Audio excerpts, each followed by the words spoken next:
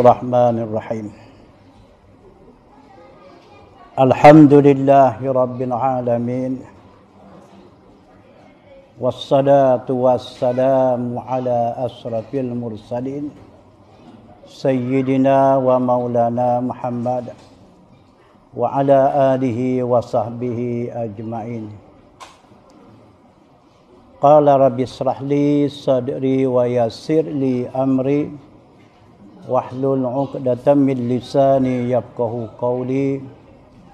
Allahumma iftah alaina futuhal 'arifin. Malam ni kita mula risalah yang saya bagi nama Asah Sifat 20. Akidah Ahli Sunnah wal Jamaah. Ini salah satu daripada pelajaran yang paling utama diikuti dan dipahami oleh kita. Mudah-mudahan dari bimbingan pelajaran sifat 20 agar kita dapat mengenal Allah Ta'ala beserta beriman kepadanya. Bagaimana ulama-ulama dulu meletakkan taraf pelajaran sifat 20 ni adalah berada pada mata tangga yang pertama pada dipelajari oleh setiap mukallaf yang akil balik. Bagaimana dikatanya, awaluddin ma'rifatullah. Awal agama itu mengenal Allah.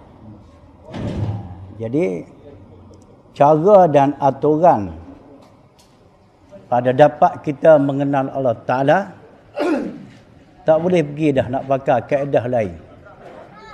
Lalu tak lalu, mahu tak mahu, kita ikutlah melalui bimbingan pelajaran sifat 20. Maksud sifat 20 ni ialah sifat Allah Ta'ala yang wajib diketahui secara tafsil satu persatu daripadanya sebanyak 20 sifat. Itu maksud dia beri jolakan sifat 20. Kalau kita kembali kepada sejarah tercetuhnya pelajaran sifat 20 ni bermula dari zaman Abu Hasan Asy'ari.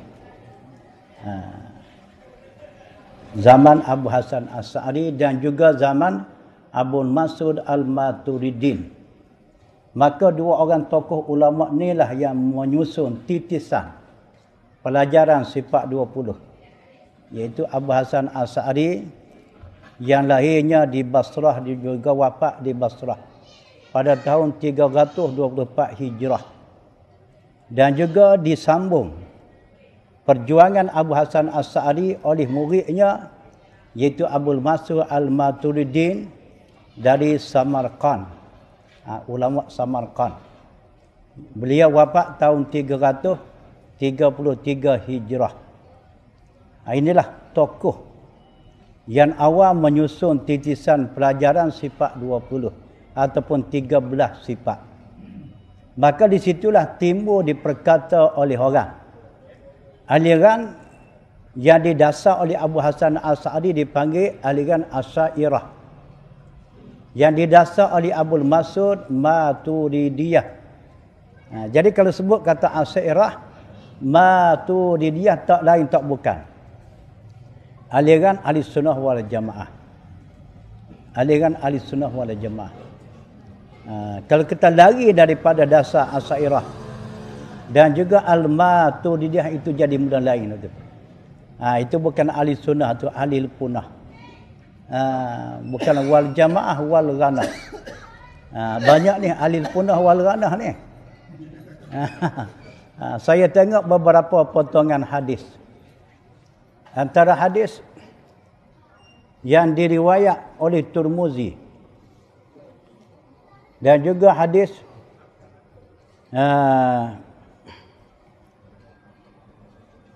yang diriwayat oleh Tabarani.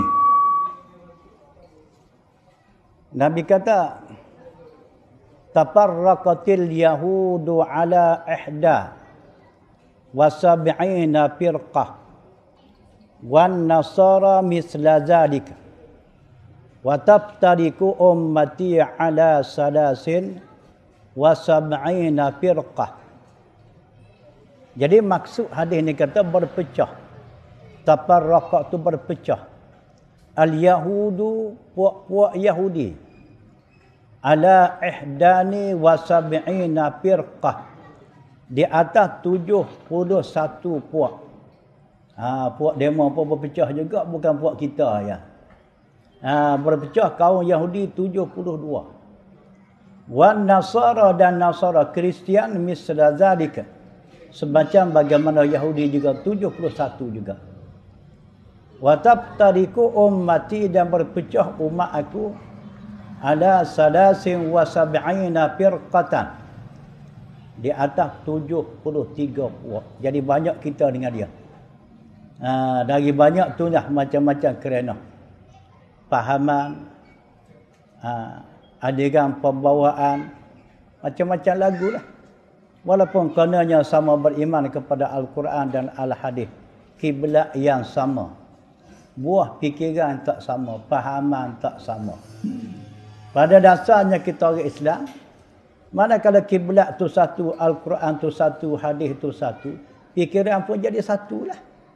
Tak jadi berpecah belah. Mau faham tu, kok tu aku faham kok ni. Sebab apa? Sebab nak suruh jadi sampai 33 tu. Cukup takut kita takut tak termasuk dalam kelum ahli sunnah wal jamaah. Riwayat Tabarani pula Nabi kata wallazi nafsi Muhammadin biyadihi la tabtariku ummati ala salasin wa sab'ina firqah fawahidatun fil jannah wa sintani wa sab'una fin nar. Qila man hum ya Rasulullah? Qala ahlus sunnati wal jamaati. Jadi maksud hadis ni Nabi kata, demi Tuhan, Nabi kata jiwaku, roh aku, nyawa aku Muhammad di dalam blok kekuasaan Allah. Jadi Nabi nak cakap benda tu benda penting. Lalu dia bersumpah, dia kata demi Allah, demi Tuhan, nyawaku ni dalam tangan blok kekuasaan Allah. Lalu Nabi pun bersabda, Nabi kata berpecah umatku atas 73 puak. Semacam hadis tadi juga. 73 puak. Fawahidatun fil jannah. Dari kalangan 73 tu hanya satu puak saja masuk syurga. Wasintani wasab'una fin nar. 72 tu semua ahli neraka. Qila bertanya sahabat, man hum ya Rasulullah, siapa yang satu puak ahli syurga itu ya Rasulullah? Qala, kata Nabi, ahli sunnati wal jamaati, ahli sunnah wal jamaah. Sebab itulah kok tidak ahli sunnah pun dia teliur, dia mendabik, dia ahli sunnah juga. Sebab dia faham dari hadis ni. Jadi kita, kalau kita kata kita ni ahli sunnah, biarlah betul fahaman kita, iktikad kita, amalan kita, akhlak kita di atas dasar ahli sunnah. Bukan sekadar kita mengaku perjalanan kita tu bertentangan dengan ahli sunnah. Itu bukan ahli sunnah. Jadi perpecahan puak-puak tu banyak. Saya tengok secara sepintas lalu di dalam kitab Perbandingan Akidah Umat Islam yang dikarang oleh Allah Yarham Tuan Haji Said Ibrahim, bekas mufti negeri Sabah dulu. Dia mari satu persatu. Cukup comel kitab tu, tapi tebal lah. Puak-puak Syiah berpecah sampai 22 puak-puak dia. Khawarij 20, Mu'tazilah 20, Murji'ah 5, Najariyah 3, Jabriyah, Musabbihah. Lepas tu Qadariyah di bawah kelom Mu'tazilah. Bahaiyah dan Qadiani di bawah Syiah. Tu kita akan buat kita kerja tu pula. Agar kita boleh nampak perjalanan akidah orang yang mengaku Muslim. Syiah tu dia berpecah pula puak-puak dia tu. Yang terbesar ni dia ada 6 golongan Syiah yang terbesar, dipanggil Syiah Sabaiyah, Syiah Imamiyah, Syiah Kisaniyah, Syiah Zaidiniyah, Syiah Karamatah. Macam-macam Syiah pula tu. Jadi kita nak tengok Syiah Sabaiyah macam mana pembawaan dia. Dia tak sama. Kisaniyah tu lain. Imamiyah dia menguasai negara Iran sekarang. Kalau Syiah Ismailiyah ni, yang teramai kalangan dianya di Pakistan. Selain daripada Ahli Sunnah, kalau Syiah Pakistan, Imamiyah. Kalau di Yaman, Syiah Zaidiyah. Yang dikatakan Houthiyah, Syiah Zaidiyah. Syiah Zaidiyah ni agak hampir bersamaan dengan Ahli Sunnah. Dengan sebab itulah zaman dulu orang pernah latih Imam Shawkani yang berpaham Syiah Zaidiyah di Yaman selaku mufti pada zamannya. Dan beliau mengarang kitab yang diterima oleh orang Islam, kitab Ahli Sunnah, iaitu kitab Shawkani. Kadang-kadang Imam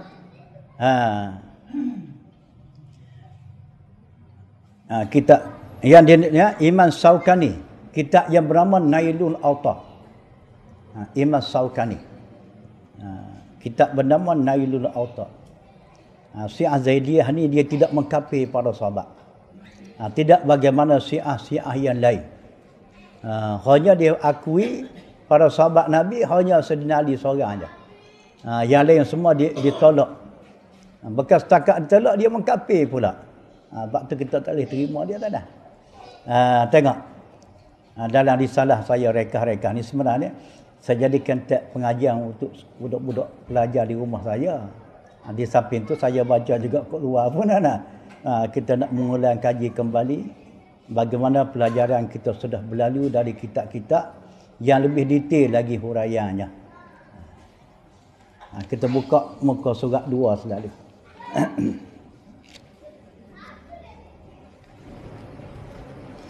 Bismillahirrahmanirrahim. Alhamdulillahirabbil alamin. Wassalatu wassalamu ala sayyidina wa maulana Muhammad sayyidil mursalin wa khatamin nabiyyin wa ala alihi wa ashabihi ajma'in. Mengenal Allah Ta'ala. Mengenal Allah Ta'ala.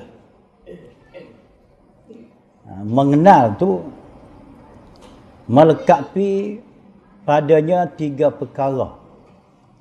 Kalau setakat 2, hakikatnya tidak kenal lagi. Bagaimana tersebut di dalam kitab-kitab. Antara kitab yang menyatakan takrif mengenal sekurang-kurang kena ada 3 perkara. Kitab Hidayatus Sibyan. Pertunjuk bagi kanak-kanak. Dalam kitab tu ada dibuat mari takrif. Karangan Tuan Hussein Nasir Al-Banjari, Tuan Hussein Kedah. Dia kata macam mana al-jazmul muwafiq lima indallahi an dalili. Itu takrif kenal. Al-jazmul muwafiqu indallahi an dalili. Jazam yang muwafakat. Yang bagi yang sebenar atau muafakat bagi waqi', bagi sebenar tu bagi waqi'.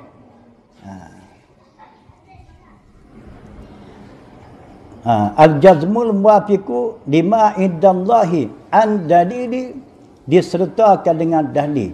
Maksudnya mengenal tu kita kena yakin. Kalau kita tak yakin, setakat kita tahu, kita tak yakin, hakikat tidak kenal. Makna yakin itu tidak berlaku lagi pada kepercayaan hati, syak, zon dan waham.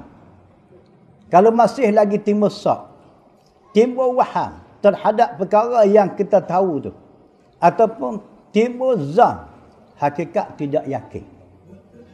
Yakin ni tidak ada lagi padanya syak, zon, waham. Syak ni 50-50. 50 percaya, 50 tak percaya, itu syak, bukan yakin. Waham tu sedikit sangat percaya, yang banyak tak percaya. Boleh katakan 30 saja.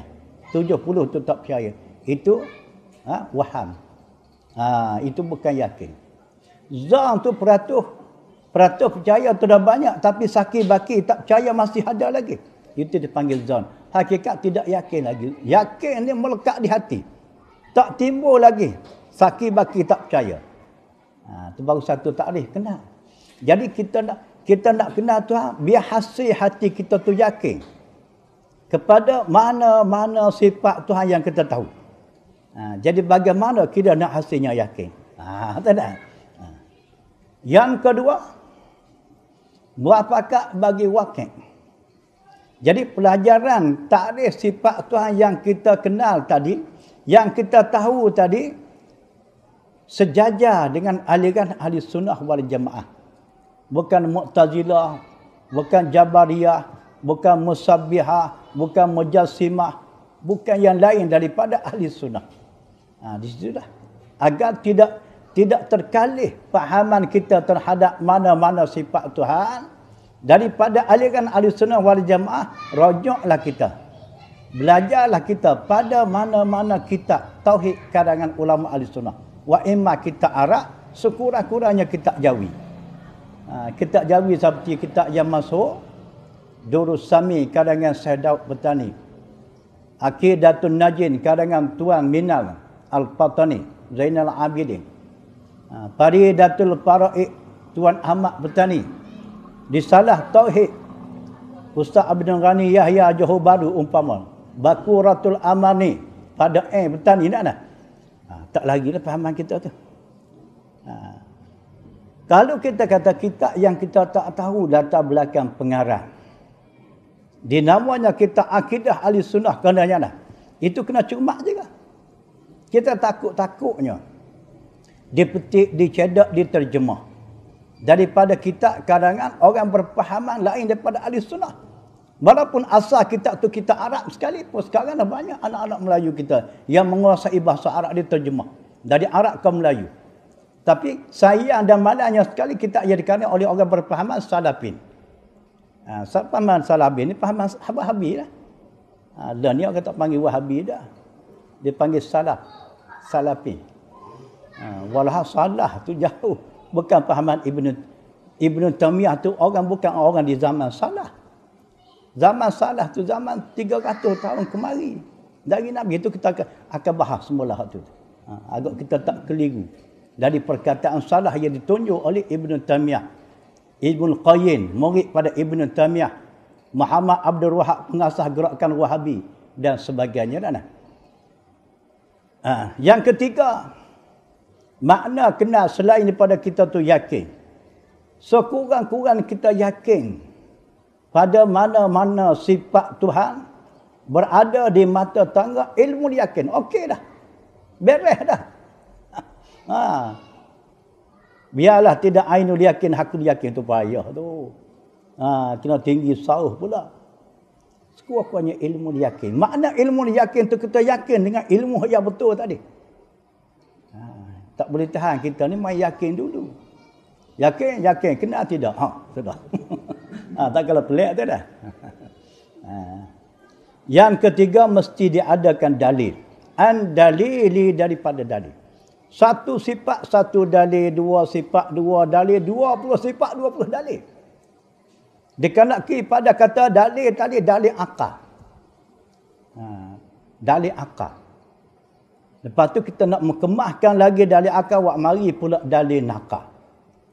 Dalil akal tu dalil yang kita boleh fikir dengan akal kita.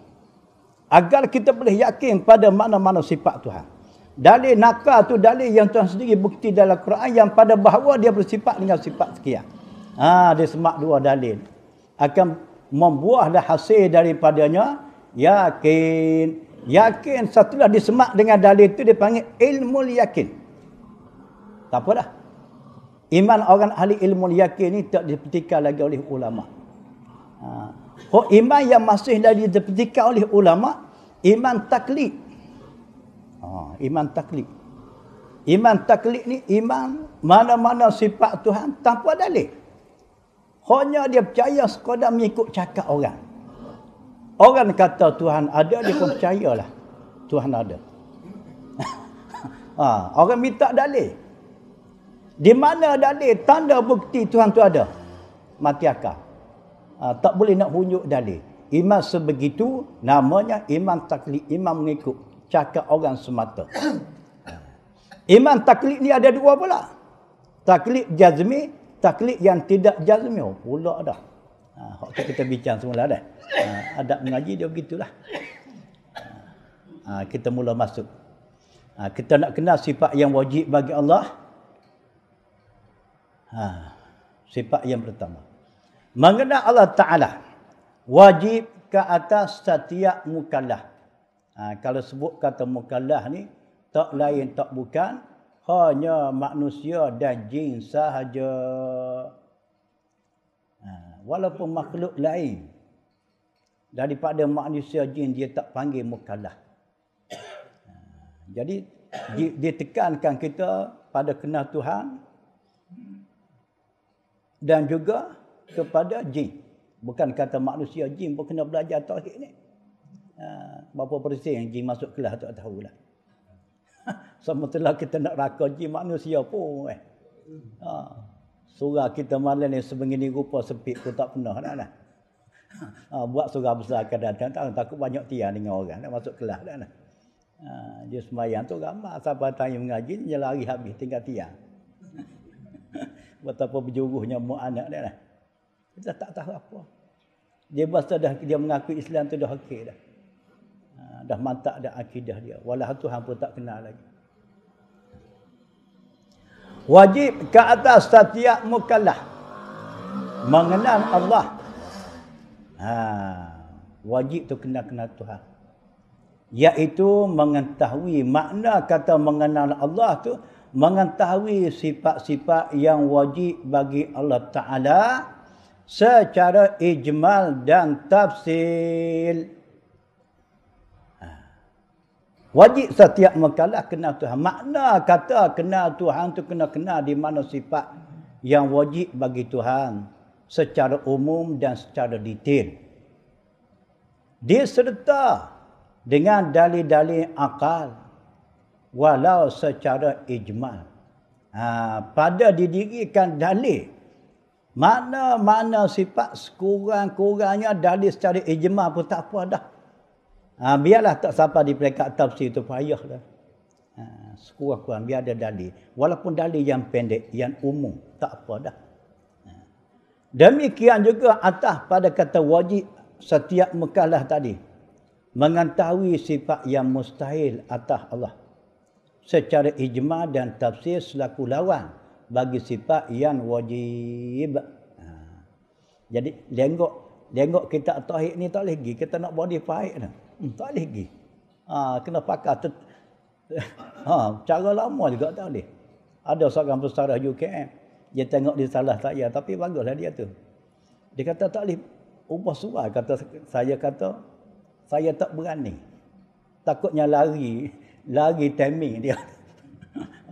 Lalu kita pakai timing lama juga. Sebab itulah hari ni kalau dia ke kedai-kedai kita nak cari orang tulis kitab tauhid dalam bahasa moden. Tak ada. Mana aja. Lalu tak lalu. Dia ikut lenggok lama jugalah. Lenggok kitab tua juga. Tapi ada tempat-tempat yang berasa ringan tu saya mudahlah.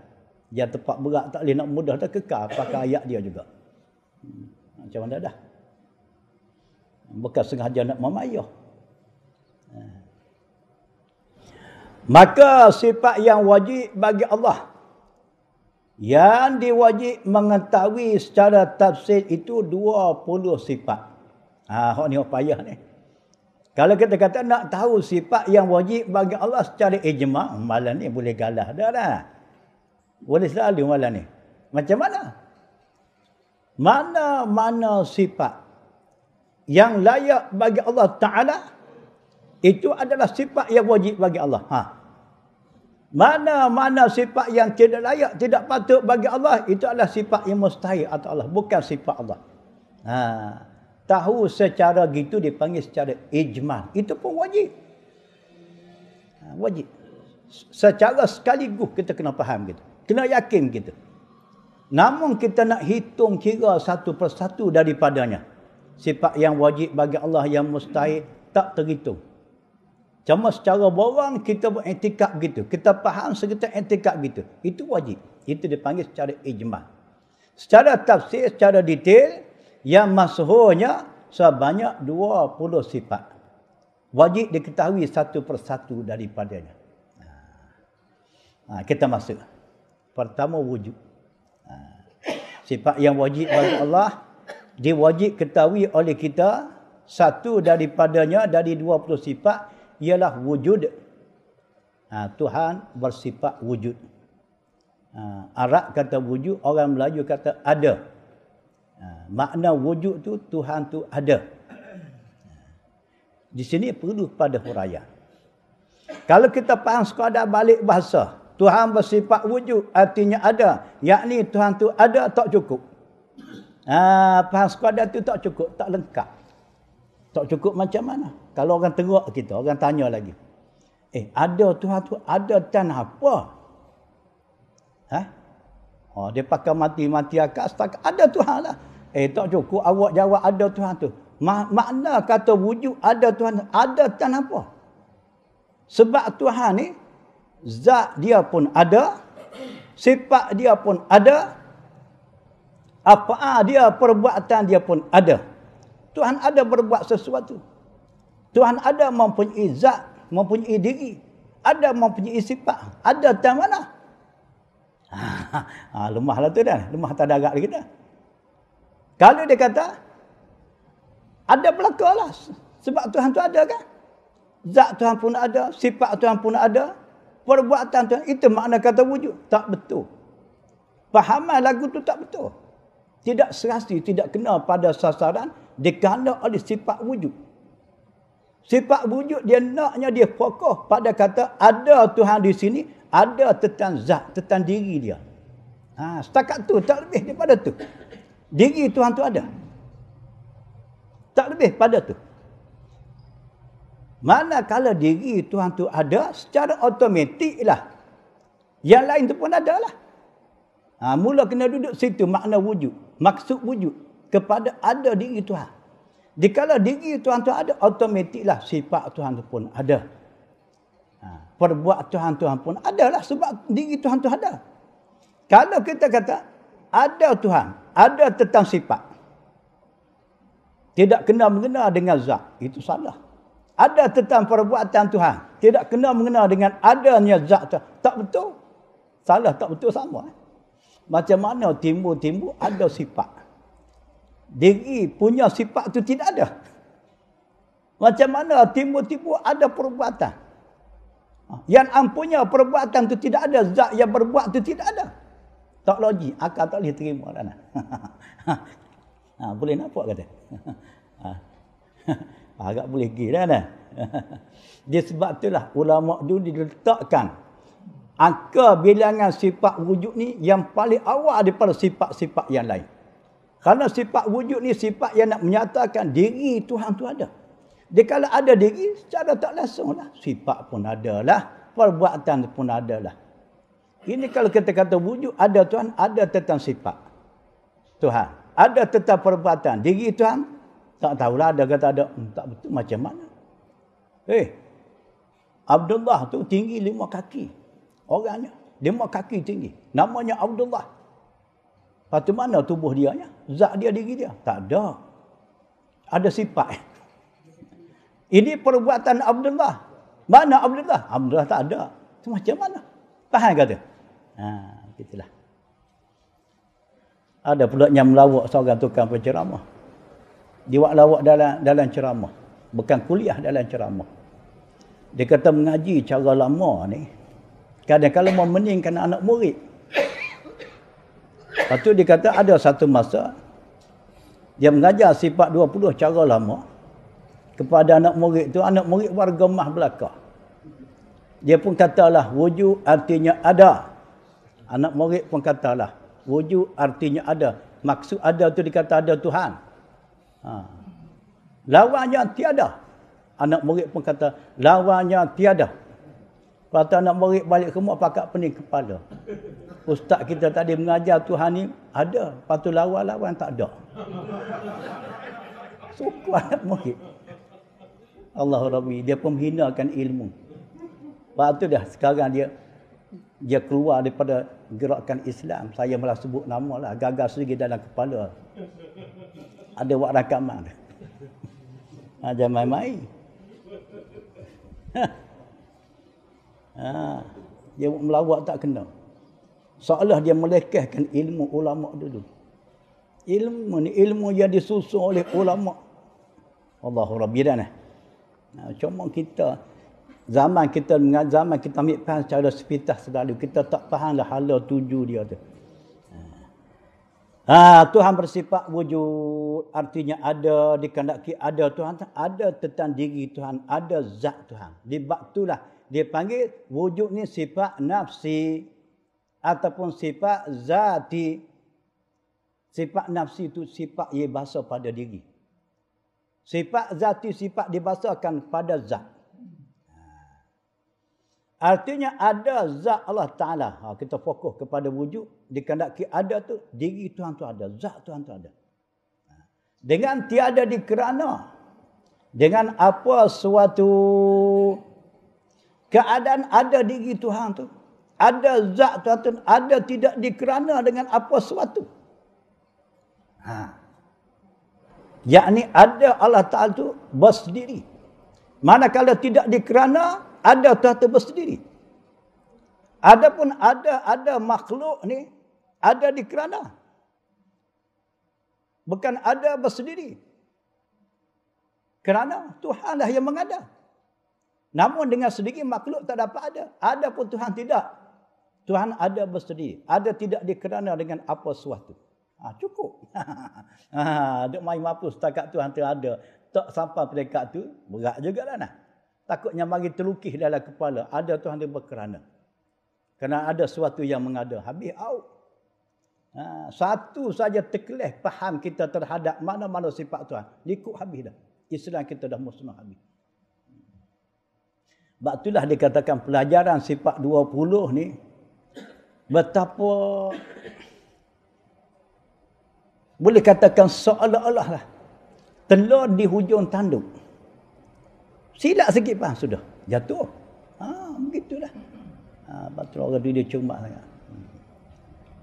Ni kita bayang selapis sudahlah. Dia ada 3-4 lapis ni kalau nak pergi ni. Kalau nak bahasa itu bukan jadi risalah, jadi buku besar dah pula ya. Peringatan bagi manusia percaya Tuhan itu ada. Setiap manusia percaya Tuhan itu ada. Bagaimana firman Allah Ta'ala pada suratul Luqman ayat 25. Wala in sa'altahum man khalaqas samawati wal ard la yaqulunna Allah. Baiki sikit tu. La yakun lam ya tu kahwa tu dia bersambung. Ada wa tu tak ada tu. Silap kerani saya tu. La yaqulunna Allah. Kita bukalah suratul Luqman ayat 25. Betul dengan kalimah dia susun. Artinya jika kamu bertanya kepada orang kafir itu, Tuhan kata, wala in sa'altahum, sekiranya kamu tanya mereka itu, dikenaki hum tu orang kafir, kamu tanya dia, man khalaqas samawati wal ard, siapakah yang menjadi langit dan bumi ni? La yaqulunna Allah, nescaya mereka berkata ialah Allah. Kalau tak kata Allah, pun dia kata Tuhan yang menjadikan dia. Dia tak kata batu yang dia sembah tu menjadikan langit bumi. Batu dia sembah tu pun dia buat baru jadi. Sematalah nak jadi bumi dah lah. Nak menjadi bumi, langit. Dia sendiri pun kena jadi. Lalu pandai juga dia kata Tuhan. Tapi sayangnya kalau kita tanya dia, Tuhan tu di sudut sifat macam mana? Elaklah. Dia tak ada ilmu tauhid seperti kita. Walaupun tak ada sami sekalipun ada belajar tauhid seperti kita. Kalau dia belajar tauhid bagaimana semacam orang Islam, sejajar pahaman bagaimana pahaman orang Islam, ada harapan dia akan masuk Islam. Sebab itulah orang kafir sekalipun kena buat kaji tentang Islam secara mendalam, ada harapan dihidayah oleh Tuhan. Akhir sudah dia akan masuk Islam lah. Maka dengan demikian, ia orang kafir tadi percaya Tuhan itu ada. Tetapi sayangnya sekali ia tiada kenal akan Tuhan yang dipercayai itu. Ini kata-kata orang kafir. Orang Islam kita dah ni. Agama apa? Islam, Percaya ke tidak Tuhan tu ada? Percaya. Kenal ke tidak? Berat sikit dah nah. Kalau main tak belajar dah nah. Ya kita duduk belajar ni pun ke tengah, ke tepi, ke tengah, ke tepi, banyak ke tepi dari ke tengah. Ini hak rasa tak masuk kelas tak tahulah. Bagaimana dirangka Tuhan bagi dia. Bahaya. Tapi kita segi hukum syarak, mana kalau orang tu mengucap di kemusyahadah, mengarah kiblat yang sama, selama dia tidak melakukan perkara yang boleh merosakkan Islam, kita kena hukum zahir lah. Zahir Muslim lah. Soal iktikad dia punah ganda tu kalau selagi tak bocor dah nah. Setakat dia kemas seorang tu, Allah Ta'ala lah yang menilai. Kita jangan duk nilai hati perut orang. Begitu. Kecuali dia nyata dah perkara-perkara boleh merosakkan Islam. Tu kita hukum bagaimana ia ternyata. Peringatan. Wujud Allah Ta'ala berbangsa kepada zati. Wujud Tuhan tu dipanggil wujud yang bahasa zati, bahasa zat. Adapun wujud yang lain daripada Tuhan dipanggil wujud sifati. Wujud yang dibahasa sifat. Apa pula ni? Dibeza-beza sedangkan sama wujud, sama ada belaka. Ada Tuhan bahasa zati, ada makhluk bahasa sifati. Di bahasa begitu tu, sebab ada Tuhan, ada tidak menupan kepada yang lain. Tidak berkehendak kepada yang mengada. Maka kelakuan ada yang sebegitu dipanggil ada yang zati. Adapun ada sifati ni, ada yang dia tak boleh ada bersendiri. Mesti dia berkehendak menupan kepada yang lain baru dapat dia ada. Maka ada sebegitu dipanggil ada sifati. Ada makhluk ni. Kalau Tuhan tidak mengada, namun dengan sendiri dia tak boleh ada. Maka layaklah ada makhluk ini dipanggil ada sifati. Ada Tuhan tu, ada tidak ada siapa yang mengada. Ada dengan sendiri. Itu dikatakan ada yang bahasa zati. Sekadar tu dulu. Tidak. Wujud Allah Ta'ala berbahasa kepada zati, yakni ada, yakni tiada berkehendak kepada yang lain, keadaan ada dia tu. Adapun wujud makhluk, ada sekalian makhluk yang baharu ini berbahasa sifati, yakni berkehendak ada dia tu kepada yang mengadakan. Kerana sifat itu tiada dapat ada bersendiri. Bahkan berkehendak kepada yang lain, yakni zat tupak-tupangan baginya. Tidak. Kita ngaji sifat 20 tak kekak dah tu. Sifat tu dia tak boleh ada sendiri. Kira dia nak ada, dia memerlu kepada zat selaku tupak-tupangan bagi dia. Kiranya tidak ada zat, namun dengan sendiri sifat itu tak boleh ada. Begitulah ada makhluk ni. Dinamakan jadi bangsanya ada sifati. Sekiranya tidak ada yang mengada, namun dengan sendiri dia tidak dapat ada. Bersalahan Tuhan. Itu selatih kita sudahlah. Lepas tu ilmu tu biasanya bermain dalam ingatan kita. Allah Rabbi. Lagi bertambah mata. Lagi Tuhan anugerah petunjuk pada mengenal dia. Beriktikad wujud Tuhan itu ternapi 6 perkara. Ni. Kita naik lagi. Kita percaya Tuhan tu ada. Tapi sungguh pun ada Tuhan tidak ada kena mengena dengan 6 perkara ni bagi ada Tuhan. Tak ada terlibat langsung keadaan ada Tuhan dengan perkara 6 ni. Kalau dilibat salah satu saja daripada perkara 6 dengan wujud Tuhan, dengan keadaan ada Tuhan, dah. Punah dah. Walau dia percaya Tuhan ada, tapi dilibat salah satu perkara 6 dengan keadaan ada Tuhan, punah ranah dah intikad. Satu sifat saja dah punah. Pada yakin kepada Tuhan, pada kenal Tuhan, habislah. Tidak kata boleh tahan lagi iman dia tu berpunah so je juga. 19 lagi tak punah. Gua ni ada mau faham gitu, ngaji tok guru mana gitu. Beriktikad wujud Tuhan itu terdapat 6 perkara. Pertama, adanya Allah Ta'ala tiada kena jadi. Ada Tuhan, ada tidak kena jadi. Ada Tuhan bersendiri. Yang kedua, adanya Allah Ta'ala tiada mengambil tempat bagaimana sifat. Ada zat Tuhan tu ada tidak bertempat. Sebab itulah salah. Kalau kita kata Tuhan bertempat, bagaimana pahaman Ibn Taymiyah? Dia baca ayat Ar-Rahmanu 'alal 'arsy istawa. Tuhan yang Rahman berada di aras. Mana kalau dia beriktikad Tuhan berada di aras, Tuhan bertempat di mana? Di aras. Aras tu ni. Lapis langit yang ketujuh sana. Tempat yang paling elit. Kalau dia beriktikad Tuhan berada di aras, maka Tuhan bertempat. Itu dia kata tu ayat kata bertempat. Ayat kata dia berada di aras. Itu ayat mutasyabihah. Ayat mutasyabihah ni ayat yang memberi kesamaran pada makna. Yang tak dapat tidak kena ditakwil. Makna dia takwil ditanggung dengan hal yang munasabah yang layak bagi Tuhan. Sama ada takwil ijmal ataupun takwil tafsir. Ini faham ahli sunnah. Dia bukan faham ahli sunnah. Dia faham ahli sendiri dia.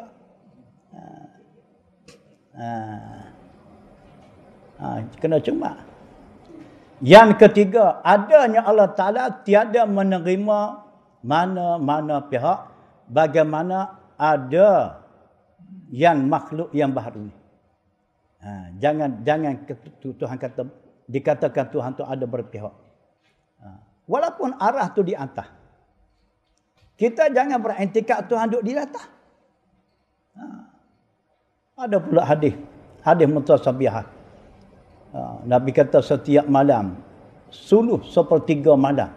Setiap malam sepertiga malam. Di akhir malam Tuhan turun ke lapisan langit dunia. Bukan bermakna Tuhan tu datang. Makna turun tu. Itu hadis mutasabihah, hadis kena ditakwil. Pada faham kita ahli sunnah wal jamaah, makna turun Tuhan ke lapisan langit yang pertama setiap penghujung malam tu nisbah pada betapa dekatnya kita di kala tu dengan rahmat Allah. Tu bukan makna turun boleh turun geh daripada tinggi kepada bawah. Bermakna Tuhan bertempat juga, berpihak juga, pihak atas. Keempat, ada Allah Ta'ala tiada permulaan. Ada Tuhan tidak bermula. Kalau kita kata ada Tuhan bermula, bermakna Tuhan itu baru. Sebelum dia bermula punah tak ada. Setelah bermula baru ada. Bermakna baru juga. Cuma beza dulu sedikit. Keadaan ada dengan yang lain. Punah. Yang kelima, ada Allah Ta'ala tiada kesudahan. Tidak berakhir. Senantiasa ada. Walaupun dunia dah lebur sekalipun ada. Keenam, adanya Allah Ta'ala tiada hubungan sama sekali dengan masa. Jangan dikait. Keadaan ada Tuhan tu dengan masa. Sebab masa ni baru. Tercetuh. Jangka masa setelah Tuhan ciptakan alam. Tuhan ciptakan alam. Siang malam gelap cerah. Baru kita boleh buat jangka masa. Sebelum tu boleh kita jangka masa.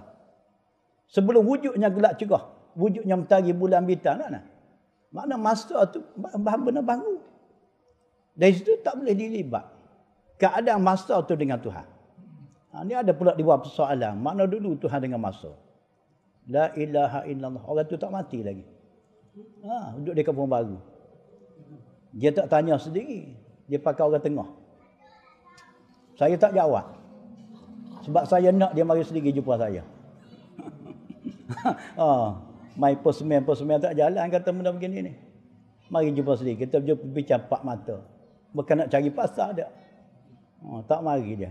Dia punya ayat kita tu kasar jawab. Sebab apa? Sebab dia orang tu dia suka belajar bab hakikat. Dia cari buah-buah kilah. Ni asal orang Kelantan. Orang Umur dapat 70 lebih dah. Nak masuk 80. Yang panjang pula umur tu. Tak. Kita pergi sikit lagi. Begitulah secara kasar rekah-rekah tak ada sifat wujud Tuhan. Dalil akal menunjukkan Tuhan itu ada, kita petunjuk pula dari dalil sifat wujud. Dalil itu sebagai bukti, sebagai tanda yang kita dapat fikir memang Tuhan tu ada. Itu dipanggil dalil akal dari hati tentang wujud. Ialah ada alam ini. Dalil ada Tuhan, bukti ada Tuhan, tanda ada Tuhan ialah ada alam semesta ni. Ada alam buana ni.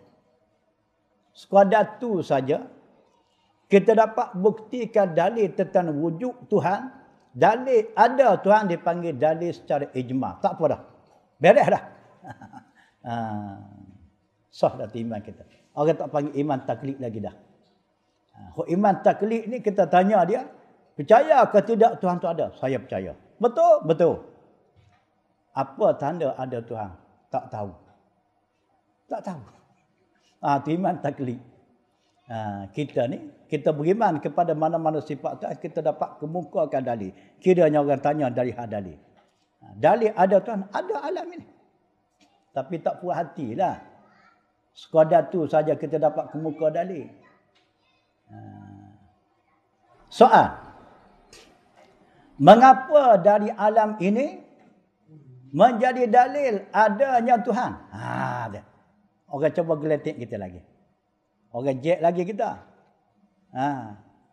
Baik dia kata. Orang soalan. Orang buat persoalan tadi dia kata baik. Okey. Mengapa kamu jadikan alam ini selaku dalil ada Tuhan, selaku tanda ada Tuhan, selaku bukti ada Tuhan? Sudah. Kita mengaji tak panjang dah nak. Rupah kita dibuat. Jawab. Kerana alam ini baharu.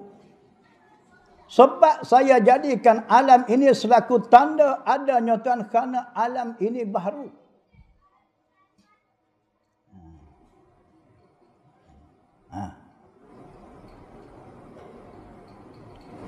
Soal lagi. DAP lagi. Tanya lagi. Bahasa jenis menanya, dia menanya. Apa tanda baharu alam?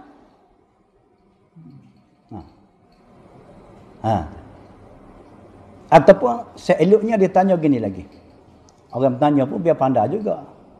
Tak pandai tanya, tak berapa masa dah lah. Dia tanya, mengapa kamu jadikan alam yang baharu ini selaku tanda adanya Tuhan? Sebaliknya gitu. Mengapa kamu jadikan alam yang baharu ini selaku dalil ada Tuhan? Kita jawab, kerana setiap yang baharu dia tidak dapat ada dengan sendiri. Mesti ada yang mengadakan dia. Itulah yang saya jadikan alam ini sebagai dalil ada Tuhan. Kerana alam ini Tuhanlah yang mengadakan dia. Comel tak ada? Tanya lagi. Apa tanda baharu alam? Di mana bukti yang kamu kata alam ini baharu? Yang sehingga kamu jadikan alam yang baharu selaku tanda adanya Tuhan. Jawab. Tiap-tiap alam tu berubah-ubah. Sebut kata alam semua berubah. Alam manusia, alam batu kayu, alam bukit buka, alam binatang, semua alam ni berubah. Langit bumi berubah. Tak ada sebut kata alam tak berubah. Bukit bintang. Kita pergi sekarang tak ada bukit. Yang ada bangunan. Berubahlah tak dah. Pada patut bukit tak berubah. Berubah. Itu bukit sama telah kita manusia. Kalau kita pergi jalan cerah tu. Bukit Dukung. Tak ada yang pergi Dukung tak ke mana bukit. Bukit Akak. Yang Akak tak di mana tak tahu. Berubah. Langit semua berubah. Dari berubah itulah menunjukkan baharu. Dari alam yang berubah itu menunjukkan baharu. Maka setiap yang baharu dia tidak dapat adanya dengan sendiri, mesti ada yang mengada. Maka siapa yang mengadakan alam? Hatta kita tanya otak kafir pun dia pandai kata Tuhan juga. Tapi saya, dia pun tak kenal Tuhan. Itulah poin kita dah. Melalui dalil akal. Lepas tu kita tambah pula dengan dalil nakal pula. Agar bertambah kuat lagi yakin kita terhadap wujud Tuhan. Dalil nakal firman Allah Ta'ala, Fa rabbis sama'i wal ard. Tuhan kata, maka demi Tuhan yang menjadikan langit dan bumi. Akulah Tuhan kata. Berterang-terangan Tuhan yang mengaku. Dialah yang menjadikan langit dan juga bumi. Dah kalau macam tu, bereslah kita nya dah. Kita akan pindah sifat kidam pula yang kedua. Satu kuliah, satu sifat sudah. 20 sifat, bermaknanya hampir 2 tahun. Khatamlah pengajar kita. Takut khatam kita dulu dah nah. Tuhan tak ada kenal dah. Wallahu a'lamu bis-shawab. Bismillahirrahmanirrahim. Alhamdulillahirabbil alamin. Wassalatu wassalamu ala asrofil mursalin. Sayyidina wa maulana Muhammad wa ala alihi wa sahbihi ajma'in. Allahumma khtim lana bihusnil khatimah wa la takhtim alaina ya Allah bisu'il khatimah. Sallallahu ta'ala wa sallama ala sayyidina Muhammad wa ala alihi wa sahbihi ajma'in walhamdulillah. Masya Allah.